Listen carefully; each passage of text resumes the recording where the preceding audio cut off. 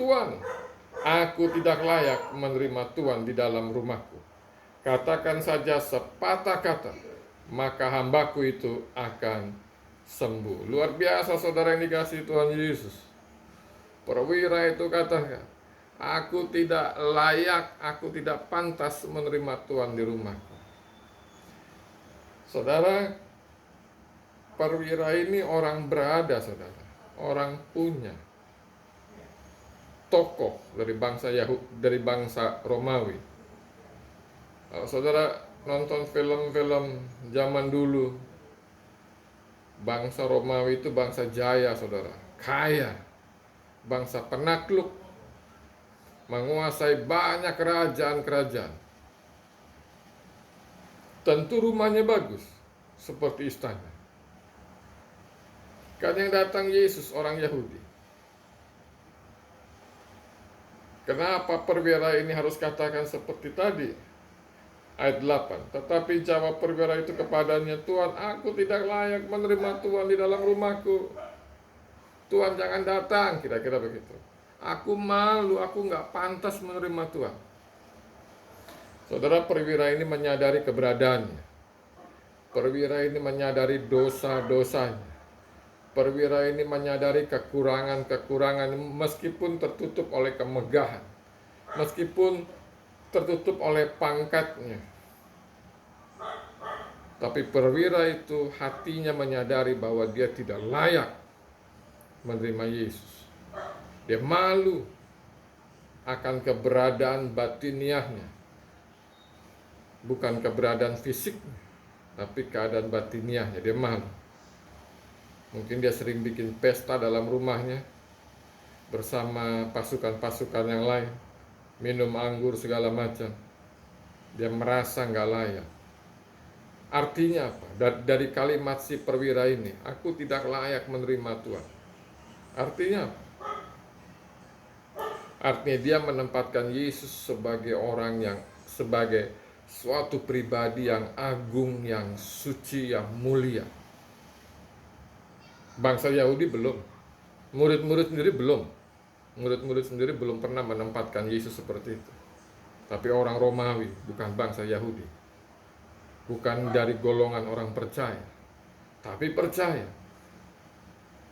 Si perwira ini bukan hanya melihat Yesus yang punya kuasa, otoritas untuk menyembuhkan,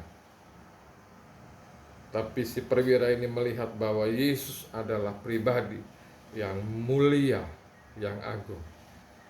Sehingga dia merasa miskin, nggak bisa menyambut Yesus dengan keberadaannya. Kerendahan hati yang luar biasa. Justru perwira ini di ayat-ayat selanjutnya mengatakan, aku sendiri seorang bawahan, ada atasan di atasku, lebih kurang begitu. Kalau yang atas memerintahkan aku akan kerjakan. Dan di bawahku ada prajurit lagi, kalau aku suruh dia akan kerjakan. Dan di bawahku ada juga hambaku, kalau aku perintahkan dia akan kerjakan. Jadi dia bilang sama Yesus, gak usah repot-repot datang. Bukan gak mau terima Yesus, tapi dia hanya bilang kepada Yesus, katakan saja sepatah kata, maka hambaku itu akan sembuh. Luar biasa saudara. Ya. Ayat 8. Tetapi jawab perwira itu kepada Yesus, Tuan, aku tidak layak menerima Tuhan di dalam rumahku. Katakan saja sepatah kata, maka hambaku itu akan sembuh. Luar biasa, ini iman yang besar. Ini iman yang besar.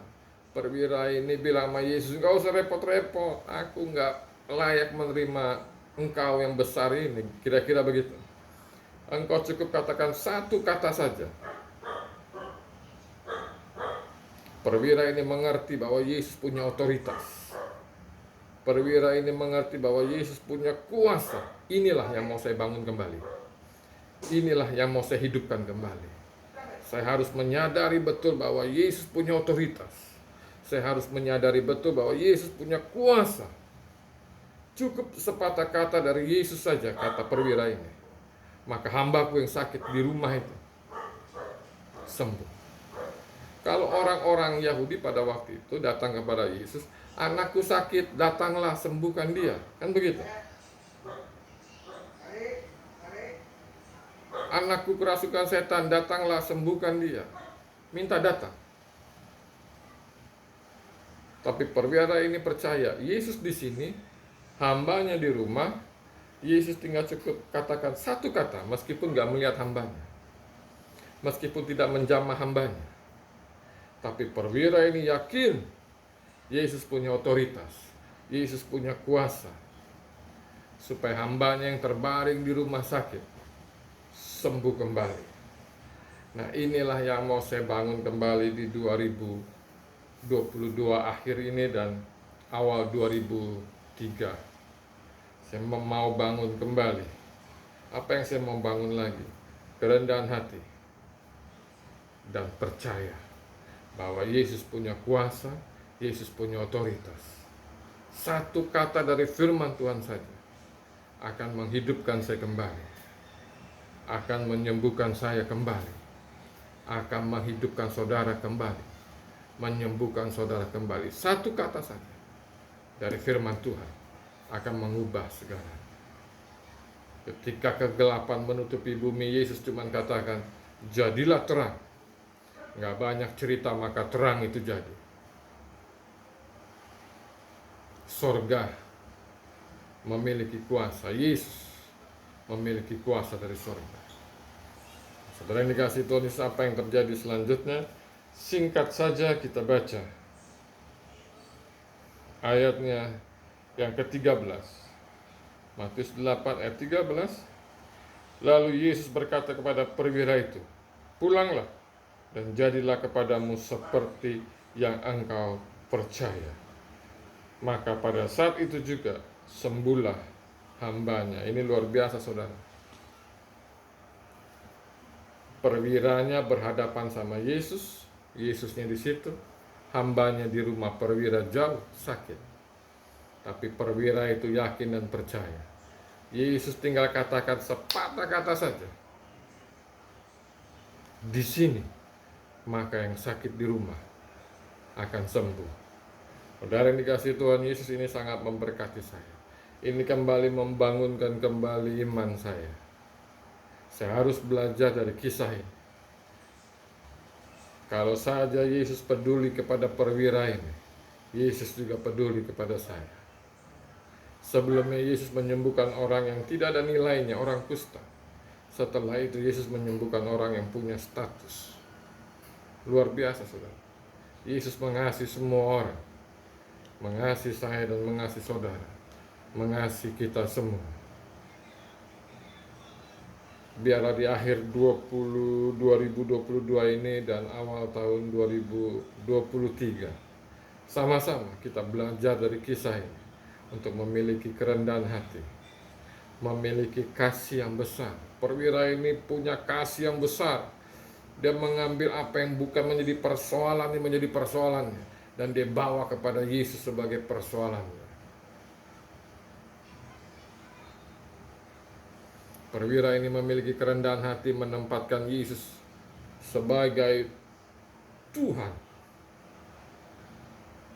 Ketika perwira ini memanggil Tuhan kepada orang Yahudi, perwira ini sedang menempatkan dirinya sebagai hamba. Kerendahan hati.